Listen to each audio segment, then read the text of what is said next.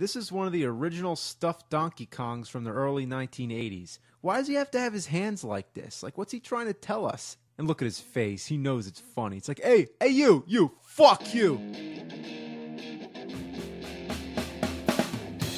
He's gonna take you back to the past to play the shitty games that suck ass. He'd rather have a buffalo take a diarrhea dump in his ear. He'd rather eat the rotten asshole of a roadkill skunk and down it with beer. He's the angriest gamer you've ever heard.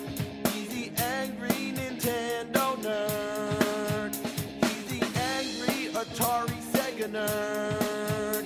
He's the angry video game nerd.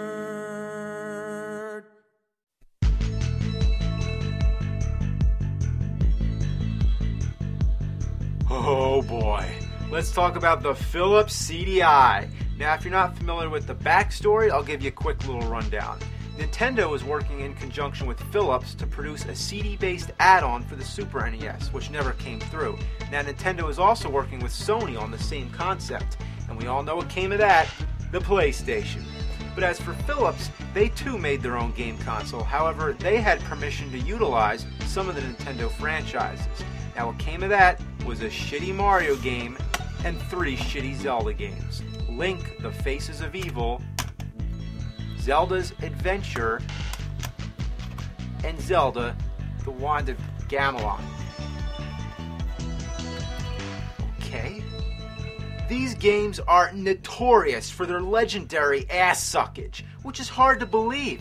How could there exist a bad Zelda game, let alone 3 of them, and on a console that's not Nintendo?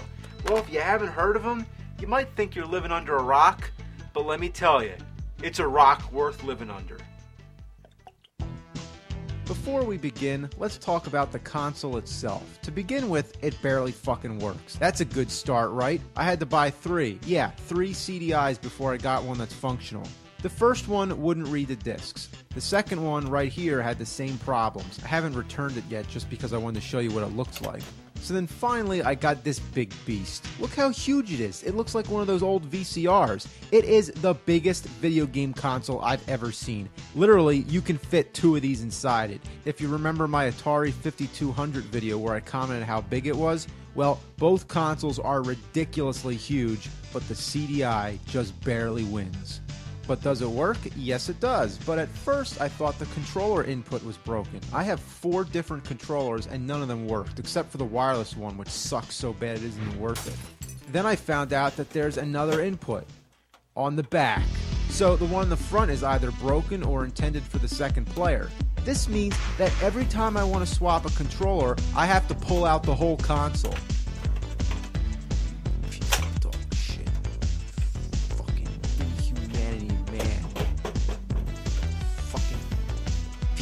Shit. That is a pain in the ass. Why couldn't both be on the front? Seriously, I couldn't even imagine what they were thinking. Let's talk about the controllers. One is your average regular ass controller. The next one looks like a spoon. I really don't understand it. And this one has this awkward joystick. It's so stiff. It's basically just a stick on top of a regular D-pad. Then you have the wireless one. This is the standard controller that comes with the system. But as I've said, it's terrible. Your finger keeps slipping off the joystick and the buttons are too close. Imagine if you were trying to play Nintendo 64 and all the buttons were clustered around the joystick. For your average point and click game, it's okay, but for an action game like Zelda, it is nearly impossible to use this controller. It's all worth it just to play such classics as Sticky Bear Reading, Lamb Chops Play Along, Sailing, and The Flowers of Robert Mapplethorpe. Yeah, it had its share of educational games, some action games, but let's cut the bullshit and get to the ones you want to hear about. The Zelda games are pretty rare and kinda expensive. Zelda's Adventure was over $180 US. Not counting the money I had refunded for the bad consoles, all this in total cost about $700. I've been dying to do a CDI review for a long time, and partly due to financial and technical difficulties, that's what's been holding me back. But before we get to the Zelda games, let's start off with Hotel Mario. The Price on this one, I gotta be honest, was $0 because this one was a donation. Thanks, Casey. You might as well have sent me a turd wrapped in tinfoil. As the game begins, you get a ridiculous cutscene. Nice of the princess to invite us over for a picnic, eh, Luigi? I hope she made lots of spaghetti. Reminds me of the Super Mario Bros. Super Show, but way more cheesy. The game is not what you'd expect. I mean, with a title like Hotel Mario, I guess I really didn't know what to expect, but not this. All you do is run around and shut doors. Yeah, seriously, the goal is to shut all the doors before the time runs out, then advance to the next stage. Couldn't they have come up with something better? Like, how about kill all the Goombas and Koopa Troopas, but shut doors? As much fun as that sounds, it's even more fun when the doors keep opening again. Just when you think you're about to shut the last door and beat the level, another door opens, and by the time you run all the way over there, another one opens. Also, it seems that there's always somebody in your way. Like if I jump at the wrong time, I hit the Goomba on the top. Even if I try to stomp an enemy, I end up bouncing up and getting my ass killed. Ugh, look here, I'm totally fucked. Here I go, I'm kicking ass. Fuck, you gotta watch the doors. Speaking of doors, you can actually hide in the doors, which helps out sometimes. But these things with the arrows, let's talk about them. They're elevators, or they could be stairwells, whatever. Where the arrow points makes sense. They go up, they go down. But the controls take some time to get used to.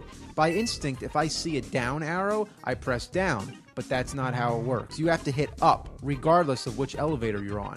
And when you arrive at the other end, you're in that hiding position, so you have to hit down to step out. So often, you find yourself having to hit up on the down arrow, and when you go down to the up arrow, you press down. That's fucking confusing. And the elevators don't always go where you expect. No, it takes me to the other side where I get killed by the fucking caterpillar. The game is actually more reminiscent of arcade games from the early 80s like Donkey Kong and Mario Brothers. And for something like that, Hotel Mario actually isn't too bad. It is challenging, I'll give it that. But the fact is, this was not the early 80s, this was 1994, and it was a next-generation console. Originally, they planned to release a sequel to Super Mario World titled Super Mario's Wacky Worlds, but it was canceled, and what we got was this. End of story. Now, all this CDI stuff is a shit sandwich that's too big for one mouthful. So check in for part 2. We're going to look at the Zelda games.